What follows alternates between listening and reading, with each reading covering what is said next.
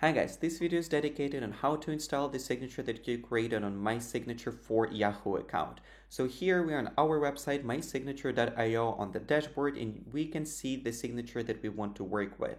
Under the preview there is an install button that we need to click. On this page we need to choose which email provider we are working with. In our case that is Yahoo. On the left you can see all the steps that you need to proceed with to finalize the process. On the right you can see the signature preview to double check if everything is right. I like my result that I'm seeing right now, so I'm copying that to clipboard and go to Yahoo account. On the top right there is settings button that we click, and after that we need to go to more settings. On the left we need to choose writing email, and then we see signature section that we are activating. Once there is a field appeared, we pasting the signature that we copied beforehand. Once that is done, we can go back to Inbox and compose the message already with the signature installed within our template.